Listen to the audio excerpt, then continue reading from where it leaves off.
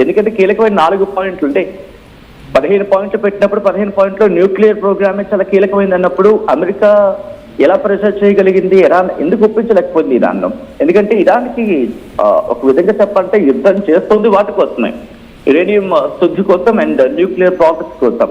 And అలాంటప్పుడు అదే point ని పట్టుకొని ఒప్పించాలి తప్ప ఇక్కడ వీగిపోయేలా చేసుకోవడంలో నిర్మోహమాటంగా అమెరికా అండ్ పాకిస్తాన్ సమ్మిశ్ర ఫెయిల్యూర్ కింద, జాయింట్ ఫెయిల్యూర్ కింద మాట్లాడుకోవడంలో అచ్చెక్కలేదు. ఎందుకంటే ఇరాన్ నిన్న చెప్పుకొచ్చింది కంప్లీట్లీ డిస్ట్రస్ట్ తోనే మేము వెళ్తున్నామని చెప్పి, అంటే పూర్తిగా అప్రమకంతోనే మేము డిస్కషన్స్ కి వెళ్తున్నామని చెప్పి. అండ్ జేడీ వ్యాన్స్ అన్నట్టుగా 21 గంటల పాటు డిస్కషన్స్, బట్ 21 గంటల పాటు డిస్కషన్ జరిగిందా? Biggest question mark. Let's decode here. 21 గంటల పాటు డిస్కషన్ అన్నప్పుడు నిన్న వెళ్తున్నప్పుడే చెప్పుకొచ్చింది 2 పాయింట్లు. ఇక్కడ నెగోషియేషన్స్ వెళ్ళినప్పుడు టేబుల్ ముందు పెట్టింది ఫస్ట్ లెబనాన్ అండ్ రెండోది మీరు అన్నట్టుగా కొద్దిసేపటి క్రితం మాకు జరిగిన ఆర్థిక నష్టాన్ని పూడ్చాలని చెప్పి. కానీ ఎక్కడ ఇది రెప్లికేట్ కాలేదు. ఇక్కడ 24 hours డిస్కషన్ జరుగుతుంది జేడీ వ్యాన్స్ చెప్తూ ఉన్నప్పుడు అసలు లెబనాన్ మీద కూడా అటాక్ జరిగింది కదా, బట్ ఇంటర్నేషనల్ మీడియా దీన్ని పెద్దగా ఫోకస్ చేయలేదు అండ్ హైలైట్ కాలేదు. అండ్ ఇక్కడే అర్థమైంది ఇరాన్కి ఇది అమెరికా తన బెనిఫిట్ కోసమో లేకపోతే తన అడ్వాన్స్మెంట్ కోసమో చేస్తున్న ప్రయత్నం తప్ప ఒక సక్సెస్ఫుల్ డిస్కషన్ కి వెళ్లే ప్రయత్నం కాదు అనేది the very first point clear గా అర్థమవుతుంది. ఇక రెండోది వాళ్ళు అంటుంది ఏంటి, ఇరాన్ అంటుంది నెగోషియేషన్స్ కి పెట్టిన రెండు పాయింట్స్ టేబుల్ మీద, ఇటు మాకు నష్టాన్ని పూడ్చాలని చెప్పి. నష్టాన్ని పూడ్చేందుకు ఎప్పుడూ అమెరికా సిద్ధం కాలేదు, సిద్ధంగా లేదు. అండ్ ఒకనొక సందర్భంలో కెర్నల్ ఇవేట్ వాళ్ళ వైట్ హౌస్ ప్రెస్ సెక్రటరీ మాట్లాడుతున్నప్పుడు ఒక మాట చెప్పారు, ఏమని, ఒకవేళ నష్టాన్ని పూడ్చాల్సిన పరిస్థితి వస్తే గల్ఫ్ కంట్రీస్ చెప్తానని చెప్పి. సో గల్ఫ్ కంట్రీస్ కూడా అర్థమైంది. ఇదే డిస్కషన్ జరుగుతున్నప్పుడు సౌదీ అరేబియాకి పాకిస్తాన్ కి మధ్య ఒక జాయింట్ అగ్రిమెంట్ ఉంది, జాయింట్ మిలిటరీ అగ్రిమెంట్ కూడా ఉంది, అంటే నేటో తరహాలో. కాబట్టి నీ మీద దాడి జరిగినా నువ్వు నాకు సపోర్ట్ రావాలి, నా మీద దాడి జరిగినా నేను నీకు సపోర్ట్, అంటే నా మీద దాడి జరిగితే నువ్వు సపోర్ట్ రావాలి, నీకు దాడి జరిగితే నేను సపోర్ట్ వెళ్తాను అనేది వాళ్ళిద్దరి మధ్య ఉన్న ఒక జాయింట్ అగ్రిమెంట్. సో నిన్న డిస్కషన్స్ జరుగుతుంటే కీలకమైన 2 డెవలప్మెంట్ చోటు చేస్తున్నాయి. ఒకటి లెబనాన్ మీద దాడి జరగడాన్ని మీడియా అంతగా ఫోకస్ చేయలేదు, ప్రపంచ మీడియా కూడా, బట్ అవుట్ లైన్ గా చూపించే ప్రయత్నం చేస్తుంది, ఏదో ఒక టిక్కర్ కి మాత్రమే పరిమితమైంది. అండ్ సౌదీ అరేబియాకు పాకిస్తాన్ మిలిటరీ వెళ్ళి అక్కడ వాళ్ళతో జాయింట్ మిలిటరీకి సిద్ధం కావడం, దట్టు ఒక టాక్ జరుగుతున్నప్పుడు దిస్ షోస్ ఇంటెన్సిటీ ఇంకాస్త గట్టిగా ఉండే అవకాశం ఉంది. అది బయట కనిపించిన, అంటే నివురుగప్పుడు డిపెండ్ చెప్పుకోవడం అతిశయలేదు. బహుశా ఒకవేళ అమెరికా కనుక యుద్ధానికి దిగితే ఎందుకు ఇటువంటి స్టేట్మెంట్ ఇస్తున్నావు అని చెప్పి అడిగితే కళ్యాణ్, నిన్న చైనా కూడా ఒక స్టేట్మెంట్ ఇవ్వడం జరిగింది. అంటే చైనా స్టేట్మెంట్ ఇచ్చిందని చెప్పి సోషల్ మీడియా చాలా బస్ అయింది. ఇటు ఇరాన్ కు వాళ్ళ ఎయిర్ డిఫెన్స్ సిస్టమ్ పంపించబోతోంది. ఎయిర్ డిఫెన్స్ సిస్టమ్ లేకపోవడం కారణంగా చాలా దెబ్బతింది ఇరాన్, అంటే అంత యాక్టివ్ ఎయిర్ డిఫెన్స్ సిస్టమ్ లేదు. సో ఇప్పుడు ఎయిర్ డిఫెన్స్ సిస్టమ్ వచ్చిన తర్వాత ఇరాన్ మరింత స్ట్రాంగ్ అయ్యే అవకాశం ఉంది. ఎయిర్ డిఫెన్స్ సిస్టమ్ అంటే ఎవరైనా కొత్తగా వాళ్ళకి ఏంటంటే అటు నుంచి ఒక మిసైల్ వస్తే ఇది గాల్లోనే వాటిని టార్గెట్ చేస్తూ విదిన్ ఫ్రాక్షన్ ఆఫ్ సెకండ్స్ లో దాన్ని కాకపోతే మినిట్స్ తో దాన్ని టార్గెట్ చేసుకుని దాన్ని సెలెక్ట్ చేసుకుని వాటిని గాల్లోనే ఫెయిల్ చేస్తుంది. కాబట్టి ఇంతటి యాక్టివిటీ నిన్న ఒక్క రోజులో జరిగింది. ఈ 24 hours ఆఫ్ డిస్కషన్స్ గురించి జేడీ వ్యాన్స్ మాట్లాడుతున్న క్రమంలోనే బ్యాక్గ్రౌండ్ లో జరిగిన పని ఇదంతా.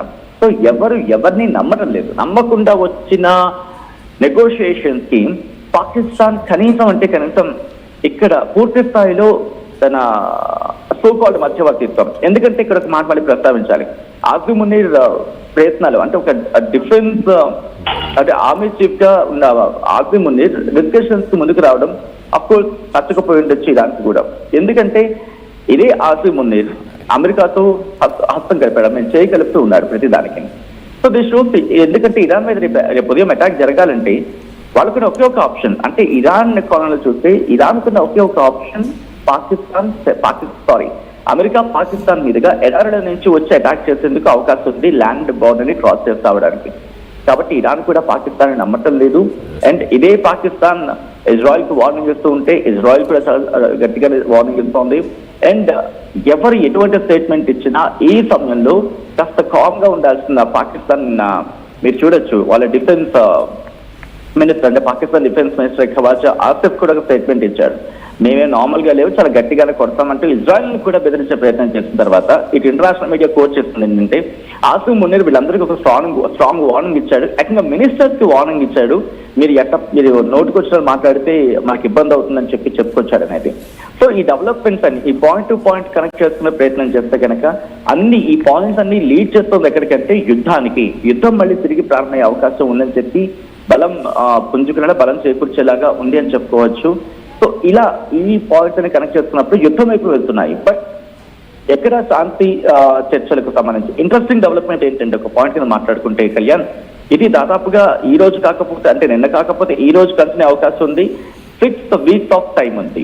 6 వారాల పాటు జరగాల్సిన శాంతి చర్చలు మొదటి రోజు మూట కట్టి అటకెక్కించడం అంటే కనుక అర్థమవుతుంది no one is serious here about the piece of. Because ఇక్కడ ఇంకొక విషయం మాట్లాడుకోవాలి, పాకిస్తాన్ హైలైట్ అవుతుంది తప్ప డిస్కషన్స్ సంబంధించి మీడియేటర్ గా లేకపోతే మెసెంజర్ గా ఇక్కడ ఉన్నవి ఐ థింక్ ఈజిప్ట్ ఉండింది, ఈజిప్ట్ తో పాటు టర్కీ కూడా ఉండింది. బట్ వీళ్ళిద్దరూ ఎక్కడా కనిపించలేదు నేను టాక్స్ గురించి మాట్లాడుకున్నప్పుడు. అండ్ బహుశా నెక్స్ట్ టాక్స్ అక్కడ జరగాల్సి ఉంటుందేమో బహుశా. అండ్ బట్ ఇవేమీ జరగకుండా మొదటి రోజే మూట కట్టి అటకెక్కించేసారు పీస్ టాక్స్ అంటే కనుక it shows even Pakistan is not so serious. వీళ్ళకి ఏంటంటే తనేదో అంటూ ఉంటారు కదా, వాళ్ళ ఉనికిని కాపాడుకునేందుకు ప్రయత్నంలో భాగంగా మాత్రం చేసిన ప్రయత్నంలో ఉంది తప్ప it's not a serious attempt అనేది మాత్రం అర్థం చేసుకోవచ్చు. అండ్ అమెరికా జేడీ వ్యాన్స్ కి పంపించడం వరకలా అర్థమైంది. బికాస్ జేడీ వ్యాన్స్ ఫస్ట్ నుంచి యుద్ధానికి వ్యతిరేకంగానే ఉన్నాడు. ఇది నేనన్నమాట కాదు, ట్రంప్ స్వయంగా చెప్పుకొచ్చాడు. నాకు జేడీ వ్యాన్స్ కి మధ్య యుద్ధ విషయంలో కాస్త రిఫరెన్సెస్ ఉన్నాయి, ఎక్కడ జేడీ వ్యాన్స్ ఇంట్రెస్ట్ గా లేడు యుద్ధానికి అని చెప్పి అని అంటే చెప్పుకొచ్చాడు. బట్ అదే జేడీ వ్యాన్స్ ఇప్పుడు పంపించడం వరకు అలా అర్థం చేసుకోవచ్చు. సమ్ వాట్ డిస్కషన్స్ అంటే అన్సాటిస్ఫైడ్ అనే అవుట్పుట్ రావడం కారణం ఎక్కడో కోఆర్డినేషన్ కమ్యూనికేషన్ కోఆర్డినేషన్ కావచ్చు, ఇక్కడ మిస్ అవుతుందేమో. బట్ కనెక్టింగ్ పాయింట్ నుంచి మాట్లాడుకుంటే ఇది మళ్ళీ యుద్ధానికి లీడ్ చేసే అవకాశమే చాలా ఎక్కువ శాతం కనిపిస్తోంది. ఎందుకంటే ఎవరికెవరు ఒక విధంగా చెప్పాలంటే ఒక కామన్ పాయింట్ కి రావటం లేదు. ఎక్కడ చూసినా మా పంతం నెగ్గాలని కొనలోనే ఉన్నారు.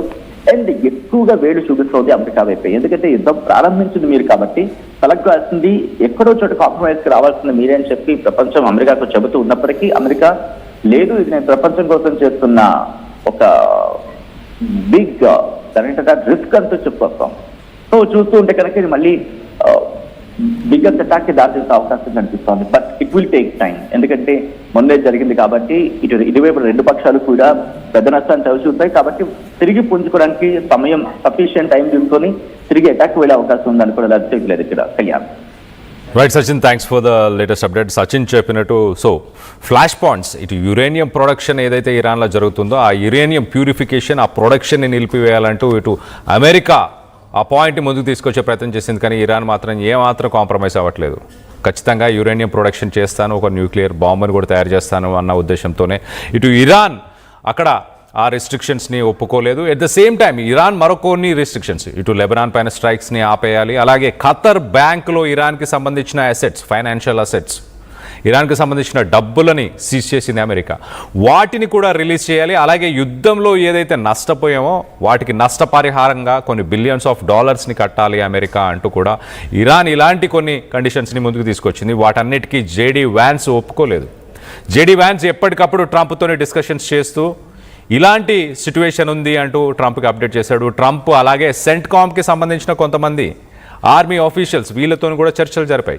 ఒక పక్కన చర్చలు విఫలమవుతున్నాయన్న సమయంలోనే ఇటు అమెరికాకు సంబంధించిన కొన్ని మైన్ స్వీపర్స్ అంటే స్ట్రైట్ ఆఫ్ హర్మోజ్లో ఏదైతే మైన్స్ని ఇరాన్ ఏర్పరిచిందో ఇరాన్కి సంబంధించిన ఇస్లామిక్ రెవల్యూషనరీ గార్డ్స్ ఆ మైన్స్ని తొలగించడానికి మైన్ స్వీపర్స్ అంటూ కొన్ని షిప్స్, నేవీకి సంబంధించిన షిప్స్ ఉంటాయి, అమెరికన్ నేవీ షిప్స్.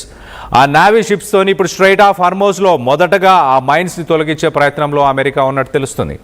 మరోపక్కన అమెరికాకి వార్నింగ్ ఇచ్చింది ఇరాన్. ఒకవేళ మైన్ స్వీపర్స్ని లాంచ్ చేస్తే, ఆ మైన్స్ని తొలగించాలని ప్రయత్నం చేస్తే ఖచ్చితంగా దానికి రిటాలియేషన్ ఉంటుంది. ఆ షిప్స్ అన్నిటిని కూడా కూల్ చేస్తాం, ధ్వంసం చేస్తామంటూ కూడా ఇటు ఇరాన్ స్టేట్మెంట్ పాస్ చేసింది. మరోపక్కన ఇటు ఇంటర్నేషనల్ ఒకసారి మనం చూస్తే కనుక ఇటు వెస్టర్న్ కంట్రీస్ ఇటు రష్యా కానీ చైనా కానీ ఇరాన్కి సపోర్ట్ చేస్తున్నాయా? సపోర్ట్ చేస్తే వాటిపైన అలాగే ఇటు ఇరాన్ పైన కూడా ఆంక్షలని తీసుకొస్తామంటూ ఇటు అమెరికా ఆలోచిస్తుంది. మరోపక్కన వారు ఉధృతంగా మారబోతుంది. చాలా క్లియర్గా ఇటు JD Vance it is a bad news for Iran అంటూ చెప్పుకొస్తున్నాడు.